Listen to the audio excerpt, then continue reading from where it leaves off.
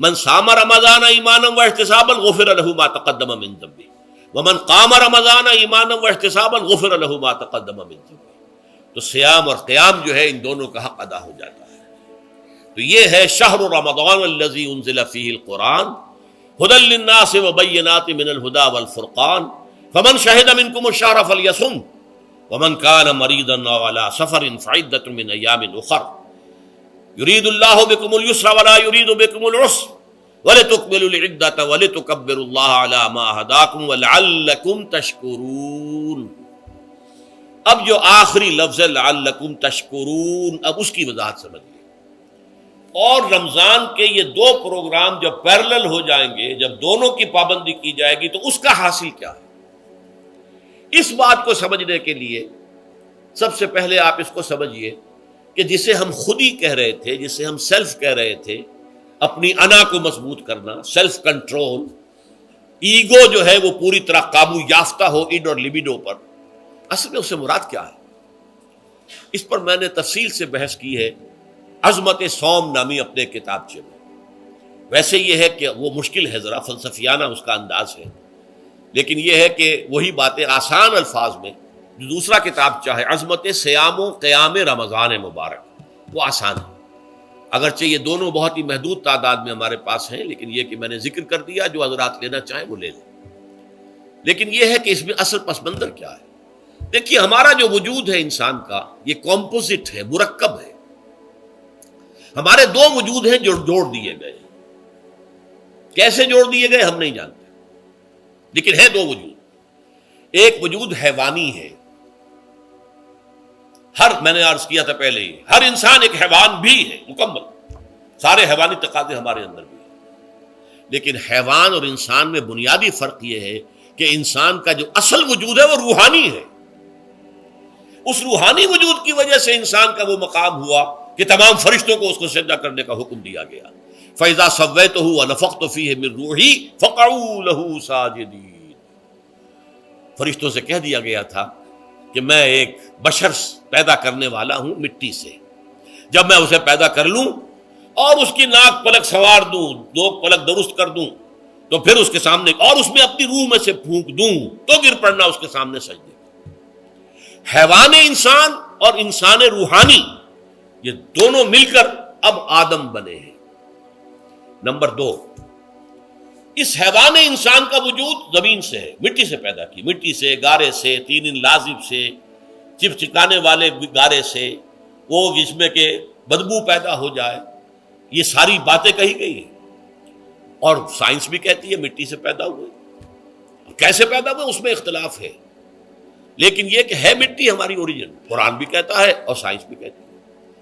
اور ہمارے وجود کو جب وہ تھک جائے، مزمحل ہو جائے، اس کی انرجی کم ہو جائے، تو اس کے لیے جو غذا ہے، جو تقویت ہے، وہ بھی ساری زمین سے آ رہی ہے. آپ نے پھل کھائے، آپ نے گندم کھائی، آپ نے چاول کہاں سے آ رہے؟ اچھا، بکری کا گوشت کھایا تو بکری کا گوشت کس چیز سے بنا ہے؟ اس نے گھاس کھائی ہے، اس نے پتے کھائے ہیں، وہیں سے تو بنا ہے نا. الٹیمیٹ سورس آپ کے وجود حیوانی کے لیے جو آ رہی ہے وہ زمین ہے. وجود روحانی کو بھی تقویت کی ضرورت ہے، وہ بھی مزمحل ہوتی ہے، کمزور ہو جاتی ہے. خاص طور پر جبکہ وجود حیوانی کا اس پر غلبہ ہو جائے، تب تو یوں سمجھیے کہ وہ بالکل بے ہوش ہو کر موت کے قریب پہنچ جاتی ہے. اس کی تقویت، اس کی غذا وہیں سے آئی ہے جہاں سے روح آئی ہے. وہ کلام ربانی ہے، روح ربانی. نفخت فیہ من روحی، من روحی، من روحی، میں پھونک دوں اس میں اپنی روح میں سے. روح کا تعلق ذات باری تعالیٰ کے ساتھ ہے. اسی طرح کلام ربانی کہاں سے آیا ہے؟ اللہ تعالیٰ کے پاس سے آیا. یہ اس کی تقویت کا ذریعہ ہے. اب عام حالات میں کیا ہوتا ہے؟ ہمارا یہ وجود حیوانی چھایا ہوا ہے ہمارے وجود کے اوپر، بیچاری روح جو ہے دبی رہتی ہے، پسی رہتی ہے. اگر خدا نے خواستہ ہم گناہ گار بھی ہیں، گناہ پر گناہ کا ارتکاب کر رہے ہیں، تو وہ روح جو ہے وہ قلب کے آئینے شیشے کے اندر ہے. فیہا مصباح، المصباح فی زجاجہ، الزجاجہ تو کانہا کوکب دری. قلب جو ہے ایک شیشے کے مانند ہے جس کے اندر روح کا چراغ جل رہا ہے. اب اگر یہ اوپر جو شیشہ ہے اس پر دھواں آ گیا، لالٹین کی چمنی پر دھواں آ گیا تو اب روشنی باہر تو نہیں آئے گی. اگر انسان گناہ کرتا ہے تو قلب پر رین زنگ آ جاتا ہے، یا حضور نے فرمایا ایک داغ لگ جاتا ہے، اور گناہ کرتا ہے اور داغ لگتا ہے، اور گناہ کرتا ہے اور داغ، یہاں تک کہ بالآخر پورا قلب سیاہ ہو جاتا ہے. اب وہ روح اندر بند ہو گئی، وہ دفن ہو گئی. اس کے لیے اب ضروری ہے کہ اب ایک پروگرام ایسا دیا جائے جو ریورس ہو جائے. دن میں روزہ رکھواؤ تاکہ وہ جو اینیمل انسٹنکٹس ہے وہ دبے. تو جب یہ وزن جو ہے اس کے اوپر کم ہوگا تو کچھ سائی آف ریلیف اسے ملے گی.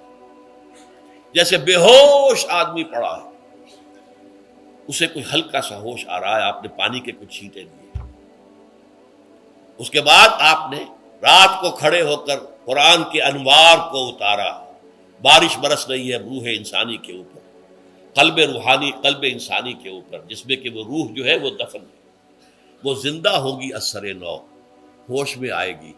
اور ہوش میں آئے گی تو دو کام ہوں گے. ایک تو اسے قرآن کی عظمت کا احساس ہوگا، یہ قرآن میری حیات تازہ کا ذریعہ بنا ہے. میں دب گئی تھی، میں پس گئی تھی، میں بے ہوش تھی، میں نیم مردہ تھی. اس قرآن کی بارش نے، یہ ترشح جو ہوا ہے مجھ پر، اس نے مجھے حیات تازہ عطا فرمائی. یہ جو قدر کا احساس ہوگا قرآن کا، لعلکم تشکرون، تاکہ تم قرآن کی عظمت سے واقف ہو. ایک انسان بھوک کی وجہ سے اس کا شوگر لیول اتنا گر گیا کہ بے ہوش پڑا ہوا. اب ظاہر بات ہے کہ آپ اسے کچھ پانی کے چھینٹے دیں گے تو کچھ ہوش میں آئے گا، پھر غذا دیں گے تو اب وہ پوری توانائی پر آئے گا، تو معلوم ہوگا اسے اس غذا کی کیا قدر و قیمت ہے. اگر آپ کو بھوک ہی نہیں لگتی تو غذا بے معنی شے ہے. پیاس ہی نہ لگے تو آپ کو کیا معلوم کہ اس پانی کے اندر کتنی بڑی عظمت ہے، یہ میرے لیے کتنا بڑا انعام و احسان ہے اللہ کا. وہ تو پیاس پر، جان پر بنی ہوئی ہو، اور پیاس اس وقت آپ کو ایک گھونٹ پانی کوئی دے دے تو آپ کو معلوم ہوگا دنیا و مافیہ سے بڑھ کر ہے یہ ایک گھونٹ پانی جو مجھے ملا ہے. اسی طرح جب روح دبی ہوئی تھی حیوانی وجود کے بوجھ تلے، جبکہ وہ نیم خابیدہ یا نیم بے ہوش یا بالکل بے ہوش تھی، وہ دن میں تو روزہ رکھ کر اس پر سے حیوانی وجود کا وزن کم کیا گیا، اسے ایک ریلیف ملی. رات کو قرآن مجید کے انوار و برکات اس میں جذب کیے گئے تو اس کو پوری توانائی حاصل ہوئی. اس پوری توانائی کا پہلا نتیجہ تشکر، قرآن کا شکر. الحمدللہ الذی انزل علی عبدہ الکتاب ولم یجعل لہ عوجا. پھر وہ قلب کی گہرائیوں سے نکلے گا. سارا شکر اس اللہ کے لیے جس نے اپنے بندے پر صلی اللہ علیہ وسلم کتاب نازل کی اور اس میں کوئی کجی نہیں رکھی، کسی طرح کی ایش پیچ نہیں. یا تبارک الذی نزل الفرقان علی عبدہ لیکون للعالمین نصیرا. بڑی بابرکت ہے وہ ذات جس نے اپنے بندے پر فرقان نازل فرمایا تاکہ وہ تمام جہان والوں کے لیے نذیر اور خبردار کرنے والا بن جائے. یہ قرآن کی عظمت کا احساس. اور ظاہر بات ہے جس قدر کسی نعمت کی قدر و قیمت کا احساس ہوگا اسی قدر تو آپ شکر ادا کریں گے. اگر آپ نے کسی بچے کے ہاتھ پر ہیرا رکھ دیا، اسے کیا پتا یہ ہیرا کس بلا کا نام ہوتا ہے، وہ سمجھے گا کانچ کا ٹکڑا ہے. لیکن اگر کوئی واقعتاً کوئی جوہر شناس ہو، جوہری ہو، اس کو آپ ہیرا دیں گے تو اسے معلوم ہے کہ مجھے کیا چیز دی گئی ہے. اس کے اندر جو شکر پیدا ہوگا وہ اس بچے کے اندر تو نہیں پیدا ہو سکتا جسے معلوم ہی نہیں. تو قرآن مجید کی اصل عظمت سے انسان واقف کب ہوگا؟ جبکہ اس کے ذریعے سے اس کی روح کو ایک حیات تازہ مل جائے اور اس طرح وہ پروگرام ریورس ہو جائے جو عام طور پر چل رہا تھا. ساری توجہ اپنے جسم پر، اس کے تقاضوں پر. جسم میں تھوڑی سی پھنسی نکل آئی ہے، بھاگ رہے، دوڑ رہے ہیں اس کے علاج کے لیے. کوئی اور مرض لاحق ہو گیا، بھاگ رہے ہیں، دوڑ رہے ہیں اس کے علاج کے لیے، بڑی بڑی فیسیں بھی دے رہے ہیں. ساری جسم کی پرواہ ہے. روزانہ نہا رہے ہیں اور اچھے سے اچھا صابن لا کر نہا رہے ہیں، وہ جسم کی پرواہ ہے نا، اس کی دیکھ بھال ہے. روح کی طرف توجہ ہی نہیں. یہ ہے وہ بات جو کہی گئی ہے سورہ حشر میں، اور جسے علامہ اقبال نے پھر اپنے فلسفہ خودی کی اساس اور سورس قرار دیا ہے. وَلَا تَكُونُوا كَالَّذِينَ نَسُوا اللَّهَ فَأَنسَاهُمْ أَنفُسَهُمْ أُولَٰئِكَ هُمُ الْفَاسِقُونَ. دیکھو اے مسلمانوں، ان لوگوں کے مانند نہ ہو جانا جنہوں نے اللہ کو بھلا دیا تو اللہ نے انہیں اپنے آپ سے غافل کر دیا، اور یہی لوگ فاسق و فاجر ہیں. یہ سوال پیدا ہوتا ہے کہ انسان اپنے آپ سے کہاں غافل ہوتا ہے؟ کیا اپنے وجود حیوانی سے غافل ہوتا ہے؟ کیا بھوک لگتی ہے تو وہ ادھر ادھر منہ نہیں مارتا؟ غذا کو حاصل کرنے کے لیے کوشش نہیں کرتا؟ پیاس لگتی ہے تو کیا پانی یا کوئی اور مشروب تلاش نہیں کرتا؟ کوئی بیماری لاحق ہوتی ہے تو کیا اس کے علاج کی طرف توجہ نہیں کرتا؟ اسے آرام کی حاجت ہوتی ہے تو آرام نہیں لیتا؟ اپنے اس وجود سے تو غافل نہیں. کون سے وجود سے غافل ہوا ہے؟ وہ روحانی وجود سے غافل ہے. بھول گیا کہ میرے اندر روحانی وجود بھی ہے اور اس کا تعلق ذات باری تعالیٰ کے ساتھ ہے. اس نے سمجھا کہ میں بس حیوان ہوں، نرا حیوان ہوں، اپنے اس وجود کی اصل حقیقت ہی سے بے خبر، غافل. چنانچہ آج کے دور کا سب سے بڑا المیہ کیا ہے؟ ڈارون کے نظریے کے جو اثرات پیدا ہوئے ہماری معاشرت پر، ہماری سوچ پر، ہمارے فکر پر، ہمارے فلسفے پر، ہماری سوشولوجی پر، وہ کیا ہے کہ ہم بھی نرے حیوان ہیں. اللہ اللہ خیر سلام. یہ سب سے بڑی محرومی ہے اس دور کی کہ انسان اپنے اصل شرف سے خود ہی مستعفی ہو گیا. ہمارا کوئی وجود ہے ہی نہیں روحانی وغیرہ. روح کسے کہتے ہیں ہم نہیں جانتے، بس یہ جسم ہے. ہم اللہ کو نہیں جانتے کون ہے کون نہیں ہے. ہوگا ہم تو اس کائنات کو جانتے ہیں. ہم روح سے واقف نہیں، ہم تو اپنے جسم کو واقف. آخرت سے ہم ہمیں کچھ پتہ نہیں، شاید ہو شاید نہ ہو، کچھ پتہ نہیں، لیکن یہ زندگی تو ہے، اسے ہم جانتے ہیں. یہ ہے آج کے انسان کا سب سے بڑا المیہ. اور یہ ہے ماس اسکیل کے اوپر ارتداد، ذہنی طور پر مرتد ہو چکے ہیں. انسانوں کی عظیم اکثریت مرتد ہو چکی ہے. یہ ہے در حقیقت کہ روزہ جو ہے اس پروگرام کو آ کر ریورس کرتا ہے. دن میں کھانے پینے، جنسی تقاضے پر پابندی، وہ وجود حیوانی کا وزن کچھ کم ہوا. روح جو دبی ہوئی تھی، یا سسک رہی تھی یا بے ہوش تھی یا نیند مردہ تھی، اسے کچھ ریلیف ملا. اب اس کے اوپر قرآن مجید کے تیرے ضمیر پہ جب تک نہ ہو نزول کتاب، گرہ کشاہ نہ رازی نہ صاحب کشاف، ہمارے دلوں کے اوپر بارش ہو رہی ہو انوار قرآنی کی. وہ ظاہر بات ہے کہ بغیر سمجھے تو نہیں ہوگی بارش. وہ تو آپ کچھ سمجھ رہے ہوں گے تو بارش ہوگی، ورنہ تو یہ ہے کہ ٹھیک ہے میں پہلے بھی عرض کر چکا ہوں آپ کو ثواب تو ملے گا، لیکن یہ ہے کہ وہ اصل مقصد قرآن کی عظمت کا قلب کی گہرائیوں سے اعتراف جو ہے، اور اس پر اللہ کا شکر تو ادا ہوگا. لعلکم تشکرون، جبکہ قرآن مجید جو ہے آپ کے قلب کے اوپر نازل ہے، اس کا مفہوم نازل ہے. اچھا، اس کا دوسرا نتیجہ کیا نکلتا ہے؟ جب وہ روح جو ہے وہ ہوش میں آئے گی، اس کو حیات تازہ مل گئی، وہ اپنے اصل مرکز اور منبع اور سرچشمہ کی طرف جو ہے متوجہ ہوگی.